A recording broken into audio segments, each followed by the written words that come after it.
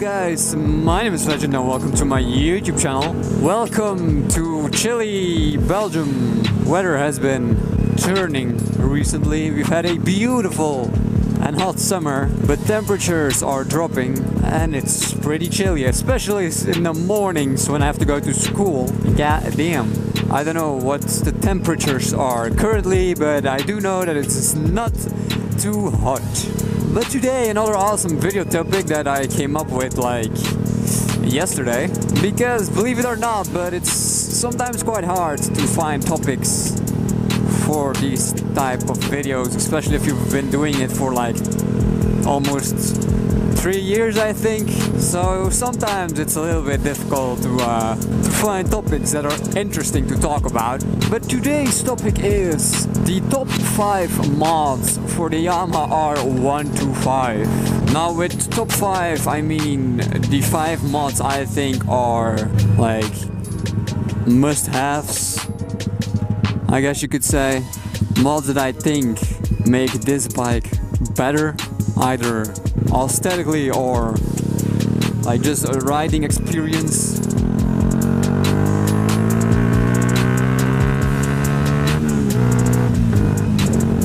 I've been riding this bike for 2 years now, so I know a thing or two about it. Let's just get right into this video.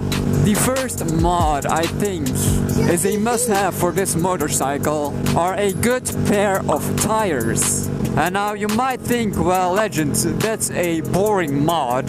Tires are a really underrated mod. A lot of people just, for some reason, forget about them. Forget that they are really important and should always be maintained and upgraded. Which I don't know why, because it's like the #1 thing keeping you alive, basically. Having some good grip. Now the stock tires on the Yamaha R125 are Michelin's Street something. I forgot the exact name. But they aren't bad. But they aren't great either. They are perfectly capable of handling the bike, but in bad conditions when it's wet and your tires are still a little bit cold, and I mean just in wet conditions overall, they weren't the greatest. Compared to the tires I have now, it's a big difference. So I upgraded them to some Bridgestones S20 Evo Battle X, which I think are really good tires, better than the Michelin's. With the Michelin's I could feel my tires slip every now and then, especially in wet when I was downshifting pretty hard, or especially on these white lines. Those are slippery bastards. But with these I don't have that problem as much.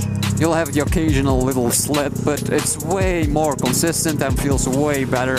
And it makes me feel way more confident on my bike, knowing that I have some good grippy tires. So that's a really important mod in my opinion. Second must-have mod is a nice exhaust. Why? Well, the stock exhaust makes you sound like a little scooter, no joke. Now believe it or not, changing my stock exhaust for a full system actually changed the feel of my bike a little bit. Now I'm not saying I had a massive performance increase, but I could feel the bike just be a little bit more responsive. And in the beginning it felt really like different because the stock exhaust is like really heavy. This full system shaved off like 5 kilograms of the bike, which was noticeable in the beginning when I was cornering. Right now I'm used to it, and of course it makes your bike sound way better than stock. Now there are a metric F-ton of exhaust manufacturers for this bike. You have, of course, Akrapovic, Leovins, Arrow, all of them are great. It really depends on your budget and what you're looking for. But in my opinion, it's a really good mod. Who doesn't like a nice sound? Third mod I really liked are aftermarket mirrors. Now with some aftermarket mirrors, you might lose a little bit of functionality, but it makes your bike look so much better. And it's an aesthetic thing, it's personal preference, but in my opinion these stock mirrors were hideous. They were this massive, bulky, tentacle looking things. So I'm really glad I upgraded them with some more subtle, smaller mirrors. Look beautiful in my opinion. And I mean, a lot of mods are aesthetic mods, because for a 125cc there aren't a lot of performance mods that are worth it. But there are a lot of beautiful aesthetic mods to make your bike stand out. Which brings me to the next mod, which is a Fender Eliminator Kit. Again, the stock one looks hideous, big, bulky, ugly. Installing a Fender Eliminator Kit makes your bike look so much more beautiful, sportsy, attractive, without that big tail at the back of your bike. I went with the RNG one, RNG Racing. I made a video about it. I made a video about all of the mods I've mentioned in this video. I'll place them in the description below if you want to see them. But again, it makes your bike look so much nicer than that stock mud flap. It does help keep your back a little bit more dry when it's really wet out. I do get some water getting thrown up because of my tires, but it's not too bad actually. I can live with it. And again, it's a personal preference. If you like the big mud flap, hey, then just keep the big mud flap. Who am I to tell you what to get? And then for our fifth and final mod, I believe we had tires, exhaust, mirrors, and then Fender Eliminator. Okay, then one more mod is the side bulbs. Now, why these side bulbs? Well, because it's such an easy mod. It takes literally 1 minute. It costs $5, and it just looks nice. Like, in my opinion, I put white LED side bulbs in it, and it looks so good on the black bike compared to the standard like yellow orangey color of the standard bulbs. But the white side bulbs make it look so clean. And as I said, $5, 1 minute of your time, and they're on there. I mean, why wouldn't you change them out? You have so many different colors. Some of them are illegal, like if you pick like red ones, I don't think that's a good idea, but hey, you have side bulbs with remote controls where you can change the colors like one of my friends has. If that's your thing, you can choose the color you want.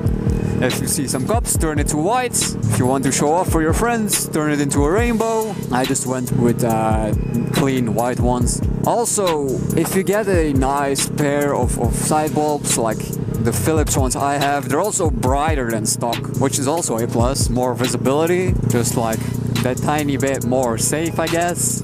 And at night I can really like see a slight difference. Not that it's going to like help at all because it's a side bulb, but I can see a difference when it's nighttime. If you're not comfortable with working on your bike but you want to change something, then do the side bulbs. You really cannot go wrong with those. There's literally nothing you could do wrong by installing a side bulb. Also, again, I made a video about changing the side bulbs on this bike. If you want to see it, then look in the description. And then I want to add one more bonus mod. If you live somewhere where it's a little bit colder, for example Belgium right now, then heated grips are in my opinion a must-have. Riding for a long time, especially higher speeds on the highway or something, it hurts after a while when your hands get really cold and you like start to lose feeling and moving starts to hurt and stuff.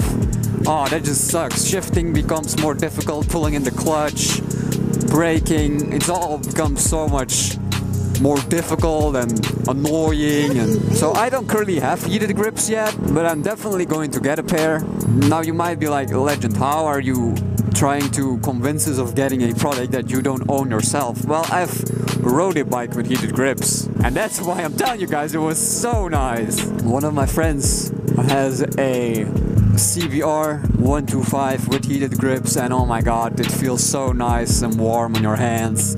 So comfortable when it's cold out, and it's really, I mean, it's a must-have when you suffer from the cold hand syndrome and you have to do some longer trips. Then it's really nice. I mean, it could be potentially a little bit dangerous when you need to react real quick but your hands are all froze. When I'm on the highway, pulling in my clutch really starts to fucking hurt after like 15 minutes in the cold. And it's not that cold yet, but once it starts to get freezing cold here in Belgium, oh my god, I can tell you it's not going to be a fun time without heated grips. I mean, you could also get heated gloves if you really wanted, but I already own a pair of nice gloves, So it's a shame to buy another one while these are still perfectly fine. So expect a heated grip video in the near future. Can't wait to get those on my bike. And now if you enjoyed this video, then please leave a like. If you want to see more, then please subscribe. Let me know your top 5 mods in the comments down below. And I will see you guys next time. Bye bye.